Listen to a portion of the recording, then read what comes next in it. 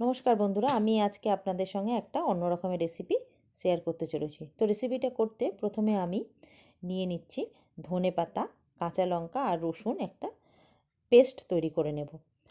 আর কড়াইতে সামান্য একটু তেল গরম করে নিলাম। তেল গরম করে নিয়ে আমি এর মধ্যে নুন হলুদ মাখিয়ে রাখা চিংড়ি মাছ ভেজে তুলে নেব। হালকা হাতে চিংড়ি মাছগুলো একটু নাড়াচাড়া করে নিয়ে নামিয়ে নেব। চিংড়ি মাছগুলো তুলে ওই তেলের মধ্যেই আমি পেঁয়াজ আর টমেটো কুচি দিয়ে দিলাম। পেঁয়াজ আর টমেটো কুচিটা ভালো করে দিয়ে নাড়াচাড়া করে নিচ্ছি।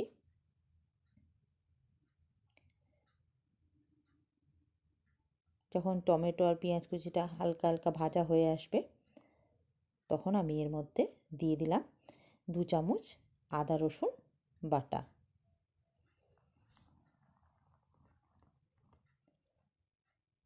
আদা রসুনটা দিয়ে ভালো করে নাড়াচাড়া করে নিলাম। এর মধ্যে দিয়ে দিলাম আন্দাজ মতো নুন, হলুদের গুঁড়ো,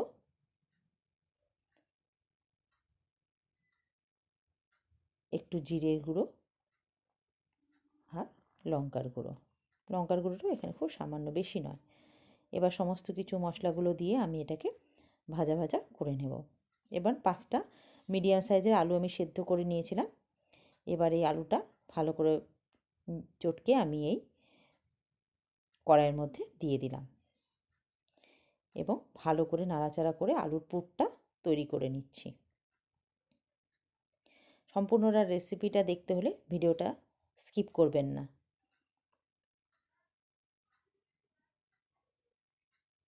আমার আলুর পুরটা তৈরি হয়ে গেল। এবারে আমি এটাকে নামিয়ে নিলাম। এবার যে ধনেপাতার যে চাটনিটা করেছিলাম, পেস্টটা করেছিলাম, তার মধ্যে আমি 2 চামচ টমেটো সস দিয়ে দুটো ভালো করে মিক্স আপ করে নিচ্ছি। আর একটা বাটিতে আমি কর্নফ্লাওয়ার গুঁড়ে নিলাম।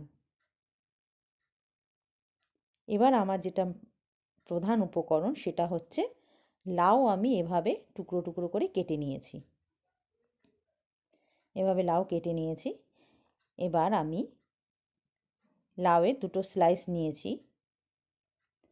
লাউয়ের দুটো স্লাইস নিয়ে তার মধ্যে একটার মধ্যে এই যে চাটনিটা তৈরি করেছি, টমেটো সস, ধনেপাতা, রসুন, কাঁচা লঙ্কা দিয়ে, এর মধ্যে একটু বিট লবণও দিয়ে নিয়েছিলাম আমি, এইটা আমি স্কিপ করে গেছি দেখাতে।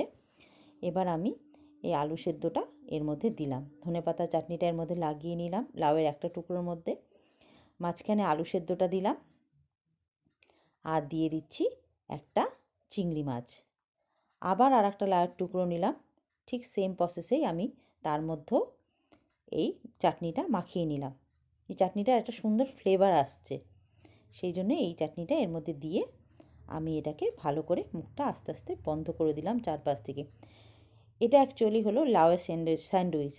বাচ্চারা অনেক সময় লাউ খেতে চায় না, এভাবে কিন্তু বাচ্চাদের আমরা লাউয়ের স্যান্ডউইচ বানিয়েও খাওয়াতে পারি। এবার আমি বিস্কুটের গুঁড়োর মধ্যে এটাকে ভালো করে 4-5টা মাখিয়ে নিলাম।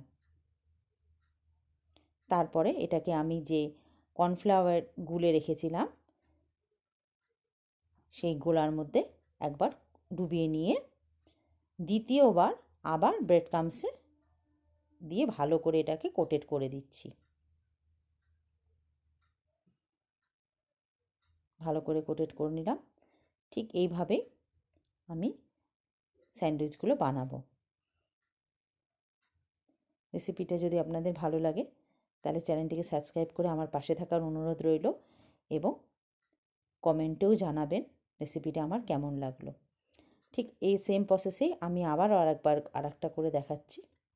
এখানে লাউয়ের টুকরোটা আমি এই সাইজে নিয়েছি।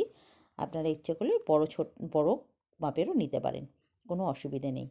এখানে আমি একটা গোটা চিংড়ি দিয়েছি, আপনারা দরকার পড়লে মাঝখান থেকে ছোট ছোট করেও সাজিয়ে দিতে পারেন। এভাবে আলুটা দিলাম, আবার একটা চিংড়ি মাছ দিলাম। ঠিক সেম প্রসেসে আবার এই লাউয়ের টুকরোটার মধ্যে আমি এই ধনেপাতার চাটনিটা মাখিয়ে দিলাম, দিয়ে এটার ওপর দিলাম এবং চারপাশটা সুন্দর করে চেপে দিলাম যাতে পুরটা বেরিয়ে না যায়। আবার ব্রেড ক্রাম্বসের মধ্যে লাগিয়ে দিলাম, লাগিয়ে ঠিক সেম প্রসেসে আবার কর্নফ্লাওয়ারের মধ্যে আবারও দ্বিতীয়বার ডুবিয়ে আবার ব্রেড ক্রাম্বস লাগাবো।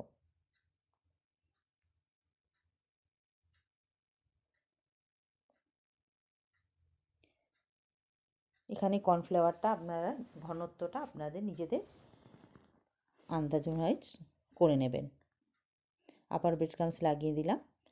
এইভাবে আমি সবকটা স্যান্ডউইচ তৈরি করে নেব।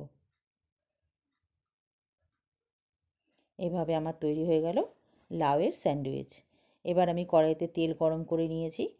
গরম করে নিয়ে আমি আস্তে করে প্রথমে একটা স্যান্ডউইচ ছাড়লাম,